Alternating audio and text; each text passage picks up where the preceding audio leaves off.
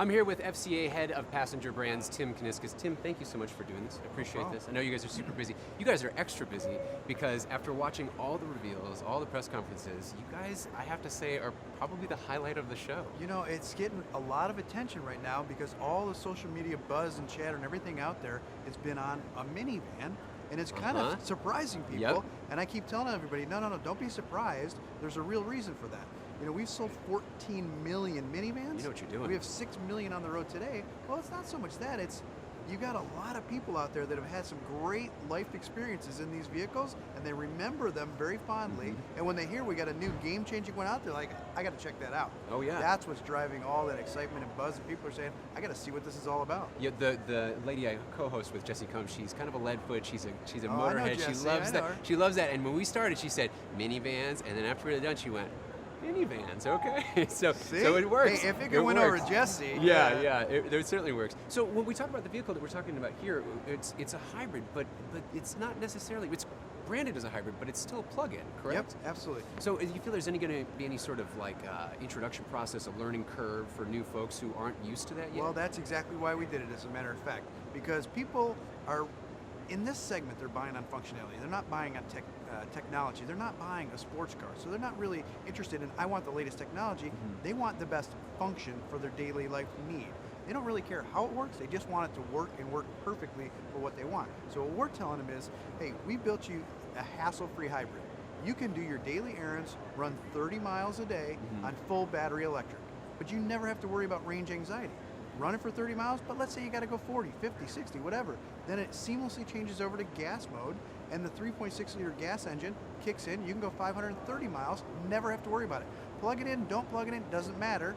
You get 28, or you plug it in, you get 80. Yeah, it seems to be that we're getting rid of this term, range anxiety. We're slowly eliminating this from our dialogue. It's no longer there anymore. You can buy this car and plug it in, get 80. Or you can buy it in, never plug it in. It's okay, whatever you want to do. So when we're looking at, obviously, a passenger version, are we talking about possibly fleet versions of the minivan Well, at some we'll point? sell it at fleet as well. So there'll be commercial sales, there'll be rental sales, and there'll be, obviously, retail sales. Okay, and then China's an emerging market when it comes to minivans. Again, something I did not know, but is this something, what are you guys doing as far as getting into that, or how do you foresee the market going there with that? Right now, we're calling the market about 95%-ish North America, but we do have some slated to go to Asia. And are we possibly looking at a trickle-down effect? I mean, something like this making its way possibly to other products someday, without giving away secrets, but possibly some other vehicles. You never know. I mean, the reaction to it's been fantastic, so you never know. Yeah. Is there something that you guys are focusing on as far as, you're known for performance. I mean, we look around, and there's a lot of these things that put a smile on my face, put a smile on a lot of people's faces. Well, what do you do to let people know that it's not just about performance when it comes to, not just this, but the other line of vehicles that you have? Well, it's still about performance, right? But it's just a different kind of performance. Not looking for quarter-mile times, but I'm looking for a great car that'll do everything for me. That's performance to a different segment of people. If you look at this, everybody asks me, what's your favorite thing about the minivan? And I tell them, it's the most unsexy thing about the van. It's the platform itself. This has been a long time since we've done a new platform for a minivan. But if you think about it from a technology standpoint, you got 2 big sliding doors. And you have stow-and-go tubs, which are holes in the floor. Right. So you really have a van with a front and a back with holes in the middle, which makes it very difficult to make a rigid chassis. Well, now that we have a brand new platform, it's 100% more rigid than the previous generation van. What does that give us? It gives us a very stiff chassis. Nobody's going to see that in a catalog. They're not going to see it on the website. They're not going to get excited about it. But what they are going to get excited about is when they buy the van and drive the van, they're going to go, oh my God, it actually handles like a luxury sedan. And I have the functionality of a minivan. It's amazing. You actually have no compromises in this vehicle. Which I don't have children myself. I don't have a minivan, but I've had a chance to be inside of some of your products, and I'm always shocked at how much power there is, how much versatility there is. And for anybody like Jessie, who may have said that at one point, I say, you know what? It's not like that. It's not like what you remember a minivan to be.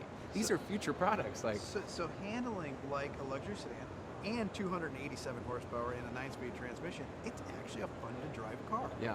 I want to know this. This is just personal. This is off the record. What are you guys first testing when it comes to these things? Do you just let like a grade school loose and just have them run around and play inside and see what they can and can't do and like destroy? The great thing about this van is we have kind of a secret weapon. You know, we've sold so many of them that we have 6 million still on the road. So we actually went to those people, not all of them obviously, but we went to a lot of them and said, hey, if you could design your own van, everything you would ever do, what would you do?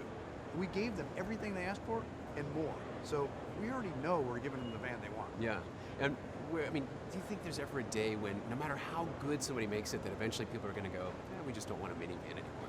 Is that possible? It's interesting you say that, because everybody's saying the segment is, at an all-time low. And why did you invest so much money in the segment? If you look at the segment, it's 500,000 units right now, and it's projected to be 500,000 units for the next couple of years. The other thing that we're seeing is millennials are now starting to have kids. Millennials are very practical. Minivans are very practical. There's going to be 4 million more kids in the population between now and 2025. That's good for minivan size. Now also, if you look at that segment size, yes, it used to be 1 million units, so it's half of what it used to be. But when it was 1 million units, there were 16 vans being sold. Now there's 500,000, there's only 4 being sold, and 2 of them are ours. Right. So for us, it's really good business. Yeah, that is good. We whittle it down as much as you want. You guys can still take over from there. I love it. Do you see any future as far as autonomous goes? I mean, I know that's the big word. Everybody's been asking and talking about that at this show, especially when we're seeing reveals of things coming at things like at CES or. Do you see that as a possibility where some point the entire family turns around, we all play cards, and we don't even worry about it? There's certain aspects of it that are very interesting. I mean, we say, kind of tongue-in-cheek, that this van is actually semi-autonomous. Because if you think about everything that this can do that you didn't used to be able to do with a car. I mean, you don't have to touch the doors, kick wave, open the sliding doors, the lift gate, passive entry, the adaptive cruise control, forward collision warning, and the cameras. The car can see itself. It can stay in its own lane with lane mitigation. Sure. It can stop itself. It can stay in bumper-to-bumper traffic with adaptive cruise control. It can stop, then go, then stop, then go. So the only thing that's left is the steering wheel and the gas pedal. Other than that, it basically does everything for you. So some of those technologies are really interesting. Yeah. Whether it'll ever get to the complete autonomous, I don't know. That's not for me to say. But some of the things that it's bringing with it are pretty cool. Yeah, and you're bringing a lot to this segment.